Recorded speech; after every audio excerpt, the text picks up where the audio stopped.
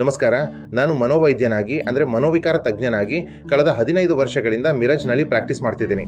ಇಂದು ನಮ್ಮ ವಿಷಯವೆಂದ್ರೆ over thinking ಅಥವಾ ಅತಿ ವಿಚಾರಗಳ ಸಮಸ್ಯೆ. ನಾವು ಹೀಗೆ ಹೇಳ್ಬೋದಾ,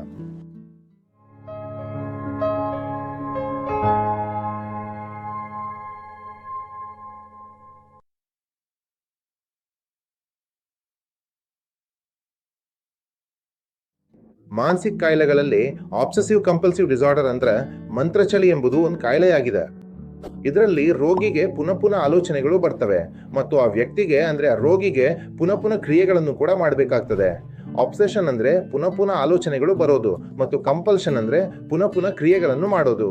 ಇದರಲ್ಲಿ ಒಂದು ಭಾಗವಂದ್ರೆ ಪುನರಾವೃತ ಆಬ್ಸೆಸಿವ್ ಆಲೋಚನೆಗಳು. ಏನಂದ್ರೆ ರೋಗಿ ಹೇಳ್ತಾನೆ ಅವನ ಮನಸ್ಸಿನಲ್ಲಿ ಪುನಃ ಪುನಃ ಆಲೋಚನೆಗಳು ಬರ್ತಿವೆ ಎಂದು. ರೋಗಿಗೆ ಗೊತ್ತಿರುತ್ತೆ ಈ ಆಲೋಚನೆಗಳು ಬರ್ತಿವೆ ಎಂದು, ಆದ್ರೂ ಅವನ ಮನಸ್ಸಿನಲ್ಲಿ ಅವೇ ಆಲೋಚನೆಗಳು ಪುನಃ ಪುನಃ ಬರ್ತವೆ. ಈ ಆಲೋಚನೆಗಳು ಬಲವಂತವಾಗಿ ಬರ್ತಿವೆ ಎಂದು ರೋಗಿ ಹೇಳ್ತಾನೆ ನನಗೆ ಈ ಆಲೋಚನೆಗಳು ಬೇಡ, ನನಗೆ ಗೊತ್ತಿದೆ ಇವು ಕೆಟ್ಟ ಆಲೋಚನೆಗಳು ಎಂದು, ನನಗೆ ಒಳ್ಳೆ ಆಲೋಚನೆಗಳು ಬೇಕು. ಆದ್ರೆ ಬೇಡವಾದ ವಿಷಯಗಳ ಬಗ್ಗೆ ಪುನಃ ಪುನಃ ಆಲೋಚನೆಗಳು ಬರ್ತಿವೆ ಎಂದು ರೋಗಿಯ ದೂರ ಇರ್ತದೆ. ರೋಗಿ ಹೇಳ್ತಾನೆ ಈ ಆಲೋಚನೆಗಳನ್ನ ನಾನು ತೆಗೆದುಹಾಕಲು ಪ್ರಯತ್ನಿಸ್ತೇನೆ, ಆದಿಯಲ್ಲಿ ಅದು ಸಾಧ್ಯವಾಗುತ್ತಿತ್ತು, ಆದರೆ ಸಮಯ ಕಳೆದಂತೆ ಅದು ಸಾಧ್ಯವಾಗುತ್ತಿಲ್ಲ. ರೋಗಿ ಹೇಳ್ತಾನೆ ನಾನು ಬೇರೆ ಬೇರೆ ತಂತ್ರಗಳನ್ನ ಪ್ರಯೋಗಿಸ್ತೇನೆ ಎಂದು. ಹಾಗೆಂದ್ರೆ ಯೋಗ, ಪ್ರಾಣಾಯಾಮ, ಧ್ಯಾನ, ವ್ಯಾಯಾಮ ಇತ್ಯಾದಿ ವಿಭಿನ್ನ ಡೈವರ್ಜಿನ್ ತಂತ್ರಗಳನ್ನ ಅವನು ಪ್ರಯತ್ನಿಸ್ತಾನೆ ಮತ್ತು ಆರಂಭದಲ್ಲಿ ಅವನಿಗೆ ಆ ಆಲೋಚನೆಗಳನ್ನ ಹೊರಹಾಕಲು ಯಶಸ್ಸು ಸಿಕ್ತಿತ್ತು. ಆದ್ರೆ ನಂತರ ರೋಗಿ ಹೇಳ್ತಾನೆ ಯಾವುದೇ ವಿಷಯದಿಂದ ನನಗೆ ಲಾಭವಾಗ್ತಿಲ್ಲ. ಇದನ್ನೇ ನಾವು ಪುನರಾವೃತ ಆಬ್ಸೆಸಿವ್ ಆಲೋಚನೆಗಳು ಎಂದು ಕರಿತೇವೆ. ಓವರ್ ಥಿಂಕಿಂಗ್ ಅಥವಾ ಪುನಃ ಪುನಃ ಬರುವ ಆಲೋಚನೆಗಳ ಕಾಯಿಲೆ. ನಾವು ಹೀಗೆ ಹೇಳ್ತೇವೆ, ಇದಕ್ಕಾಗಿ ಎಲ್ಲಾ ವಿಧಾನಗಳನ್ನು ಪ್ರಯತ್ನಿಸಿದ್ರೂ ಸಹ ರೋಗಿಗೆ ಯಾವುದೇ ಬದಲಾವಣೆ ಆಗೋದಿಲ್ಲ. ಬಾಂಧವರು ರೋಗಿಗೆ ಹೇಳ್ತಿರ್ತಾರೆ ಯೋಚಿಸ್ಬೇಡ, ಚಿಂತಿಸ್ಬೇಡ ಅಂದು. ಹೀಗೆ ರೋಗಿಗೆ ಹೇಳ್ತಾರೆ. ರೋಗಿ ಹೇಳ್ತಾನೆ ನನಗಿದೆಲ್ಲ ಗೊತ್ತಿದೆ, ಆದ್ರೂ ಕೂಡ ಆಲೋಚನೆಗಳು ಬರ್ತವೆ. ಹಾಗಾದ್ರೆ ನಾನು ಏನ್ ಮಾಡ್ಬೇಕು? ಈ ಆಲೋಚನೆಗಳ ಕಾಯಿಲೆ ಏಕಾಗ್ತದೆ? ಅದಕ್ಕೆ ಸಾಮಾನ್ಯವಾಗಿರೋ ಕಾರಣವೆಂದ್ರೆ ರಾಸಾಯನಿಕಗಳ ಅಸಮತೋಲನ. ತಲೆಯೊಳಗಿರೋ ರಾಸಾಯನಿಕಗಳು, ವಿಶೇಷವಾಗಿ ಸೆರೋಟೋನಿನ್, ಡೋಪಮಿನ್, ನೊರೆಪಿನೆಫ್ರಿನ್ ಎಂಬ ರಾಸಾಯನಿಕಗಳಿವೆ.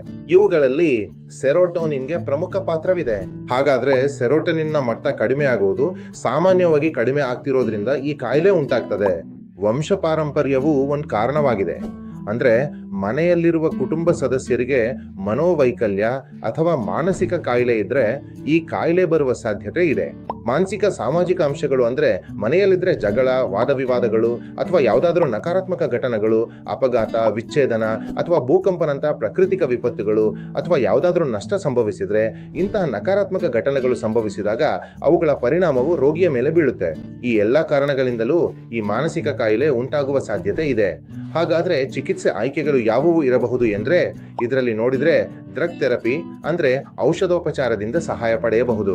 ಇದಕ್ಕೂಡಮೆ ಕೌನ್ಸಿಲಿಂಗ್ ಇದೆ, REBT ಮತ್ತು CBTಯ ಪಾತ್ರವೂ ಇದೆ. ಮತ್ತು ಕೆಲವು ರೋಗಿಗಳಲ್ಲಿ ಹಿಪ್ನೋಥೆರಪಿ, ಇದನ್ನು ಡೈವರ್ಜಿನ್ ತಂತ್ರ ಎಂದು ಕರೆಯುತ್ತಾರೆ.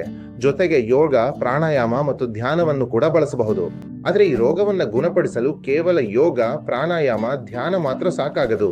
ಔಷಧಿಯ ಸಹಾಯವನ್ನ ನಾವು ತೆಗೆದುಕೊಳ್ಳಲೇಬೇಕು. ಮತ್ತು ಇದಕ್ಕೂಡಿಮೆ ಹೊಸ ಚಿಕಿತ್ಸಾ ವಿಧಾನಗಳು ಇತ್ತೀಚಿನ ಚಿಕಿತ್ಸೆ ಆಯ್ಕೆಗಳು ಲಭ್ಯವಿವೆ. ಅವುಗಳಲ್ಲಿ ಒಂದೇ RTMS. RTMS repetitive transcranial magnetic stimulation.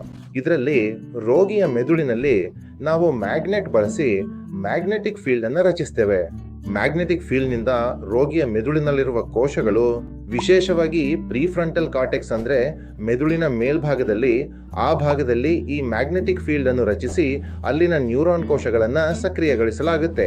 ಇದರಿಂದ ಈ ರಾಸಾಯನಿಕದ ಮಟ್ಟವು ಸಾಮಾನ್ಯವಾಗಲು ಸಹಾಯವಾಗ್ತದೆ.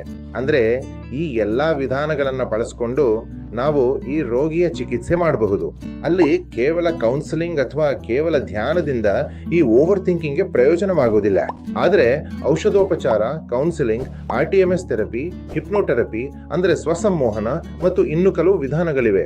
ಅವುಗಳನ್ನು ಬಳಸಿಕೊಂಡು ನಾವು ರೋಗಿಯನ್ನ ಇದರಿಂದ ಹೊರತೆಗೆಯಬಹುದು.